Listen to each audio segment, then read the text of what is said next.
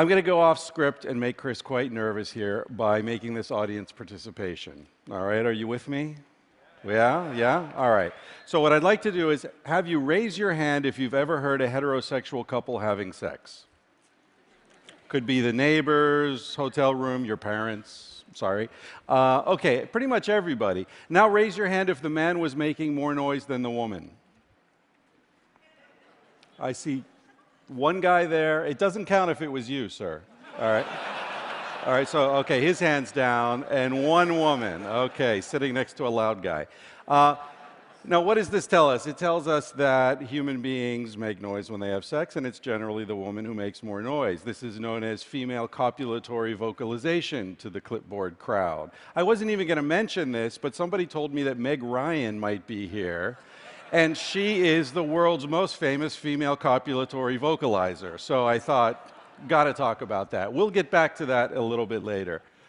Let me start by saying human beings are not descended from apes, despite what you may have heard. We are apes. We're more closely related to the chimp and the bonobo than the African elephant is to the Indian elephant, as Jared Diamond pointed out in one of his early books.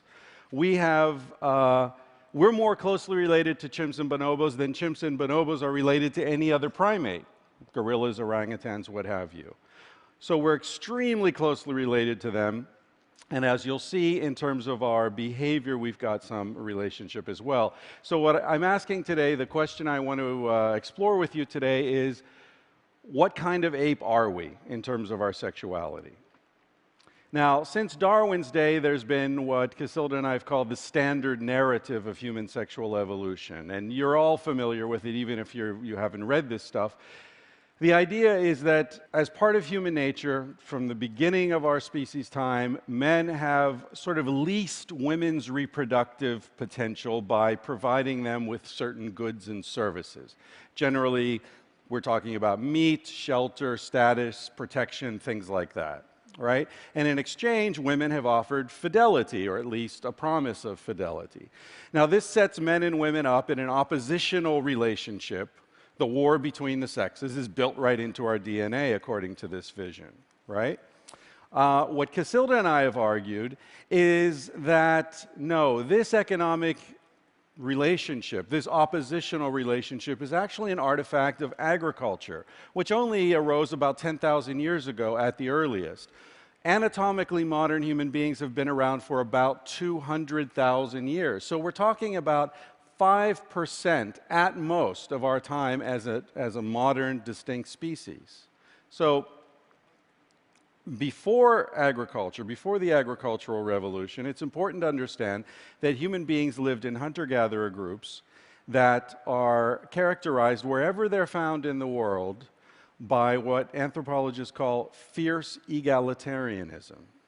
They not only share things, they demand that things be shared. Meat, shelter, protection. All these things that were supposedly being traded to women for their sexual fidelity, turns out are shared widely among these societies. Now, I'm not saying that our ancestors were noble savages, and I'm not saying modern-day hunter-gatherers are noble savages either. What I'm saying is that this is simply the best way to mitigate risk in a foraging context. And there's really no argument about this among anthropologists. All Casilda and I have done is extend this sharing behavior to sexuality. So we've argued that human sexuality has essentially evolved until agriculture as a way of establishing and maintaining the complex, flexible social systems, networks that our ancestors were very good at. And that's why our species has survived so well. Now, this makes some people uncomfortable, and so I always need to take a moment in these talks to say, listen, I'm saying our ancestors were promiscuous, but I'm not saying they were having sex with strangers. There were no strangers. right? A hunter-gatherer band, there are no strangers. You've known these people your entire life. So I'm saying, yes, there were overlapping sexual relationships, that our ancestors probably had several different sexual relationships going on at any given moment in their adult lives. But I'm not saying they were having sex with strangers. I'm not saying that they didn't love the people they were having sex with. And I'm not saying there was no pair bonding going on. I'm just saying it wasn't sexually exclusive. And those of us who have chosen to be monogamous, my parents, for example, have been married for 52 years monogamously, and if it wasn't monogamously, Mom and Dad, I don't want to hear about it.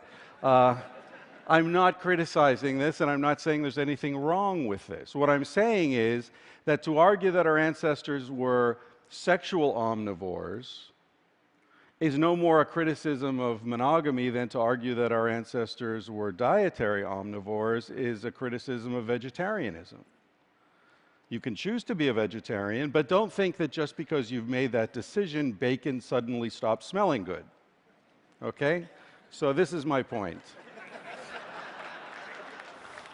That one took a minute to sink in, huh? Now, in addition to being a great genius, a wonderful man, a wonderful husband, wonderful father, Charles Darwin was also a world-class Victorian prude. All right? He was perplexed by the sexual swellings of certain primates, including chimps and bonobos, because these sexual swellings tend to provoke many males to mate with the females.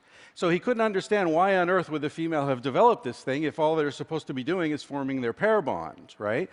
Chimps and bonobos, Darwin didn't really know this, but chimps and bonobos mate 1 to 4 times per hour with up to a dozen males per day when they have their sexual swellings. Interestingly, chimps have sexual swellings through 40% roughly of their menstrual cycle, bonobos 90%, and humans are among the only species on the planet where the female is available for sex throughout the menstrual cycle.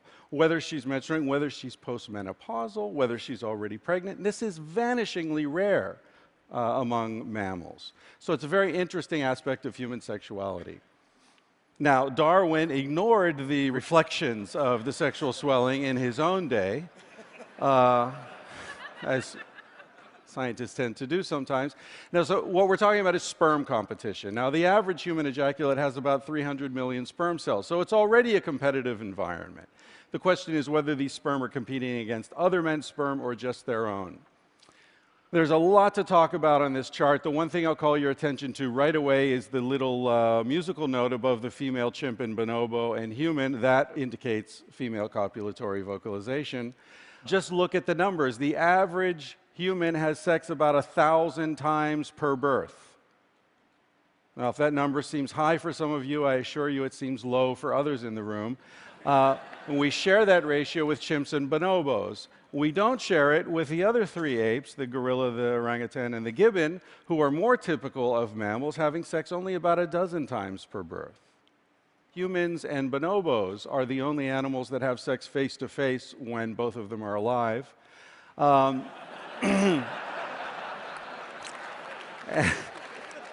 And you'll see that the human, chimp, and bonobo all have external testicles, which in our book we equate to a special fridge you have in the garage just for beer. If you're the kind of guy who has a beer fridge in the garage, you expect a party to happen at any moment, and you need to be ready. That's what the external testicles are. They keep the sperm cells cool so you can have frequent ejaculations. I'm sorry, it's true. The human, some of you will be happy to hear, has the largest, thickest penis of any primate. Now, this evidence goes way beyond anatomy. It goes into anthropology as well. Historical records are full of accounts of people around the world who have sexual practices that should be impossible given what we have assumed about human sexual evolution. These women are the most swole from southwestern China. In their society, everyone, men and women, are completely sexually autonomous. There's no shame associated with sexual behavior.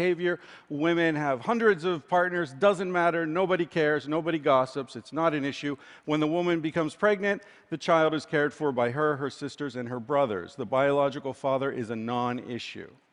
On the other side of the planet, in the Amazon, we've got many tribes which practice what anthropologists call partible paternity. These people actually believe, and they have no contact among them, no common language or anything, so it's not an idea that's spread, it's an idea that's arisen around the world. They believe that a fetus is literally made of accumulated semen. So a woman who wants to have a child who's smart and funny and strong makes sure she has lots of sex with the smart guy, the funny guy, and the strong guy to get the essence of each of these men into the baby, and then when the child is born, these different men will come forward and acknowledge their paternity of the child. So paternity is actually sort of a team endeavor in this society, right? So there are all sorts of examples like this that we go through in the book. Now, why does this matter? Edwin Wilson says we need to understand that human sexuality is first a bonding device and only secondarily procreation. I think that's true. This matters because our evolved sexuality is in direct conflict with many aspects of the modern world. The contradictions between what we're told we should feel and what we actually do feel generates a huge amount of unnecessary suffering. My hope is that a more accurate, updated understanding of human sexuality will lead us to have greater tolerance for ourselves, for each other, greater respect for unconventional relationship configurations like same-sex marriage or polyamorous unions, and that will finally put to rest the idea that men have some innate instinctive right to monitor and control women's sexual behavior. Thank you. And we'll see that it's not only gay people that have to come out of the closet. We all have closets we have to come out of, right? And when we do come out of those closets, we'll recognize that our fight is not with each other. Our fight is with an outdated Victorian sense of human sexuality that conflates desire with property rights, generates shame and confusion in place of understanding and empathy. It's time we move beyond Mars and Venus, because the truth is that men are from Africa and women are from Africa. Thank you. Thank you.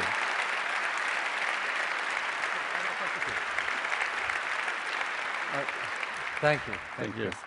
So, a question for you. It's so perplexing and trying to use arguments about evolutionary history to turn that into what we ought to do today. Sure. You know, I could give a talk and say, look at us. You've got these really sharp teeth and muscles and a brain that's really good at throwing weapons. And if you look at lots of societies around the world, you'll see very high rates of violence.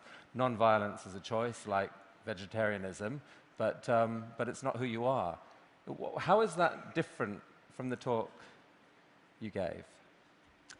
Well, first of all, the evidence for high levels of violence in prehistory is very debatable. So, but that's just an example.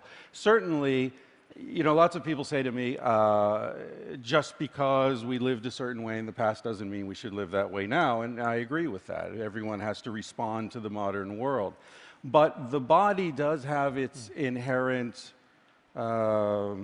evolved trajectories, right? And so you could live on McDonald's and milkshakes, but your body will rebel against that. We have appetites. I think it was Schopenhauer who said a person can do what they want, but not want what they want.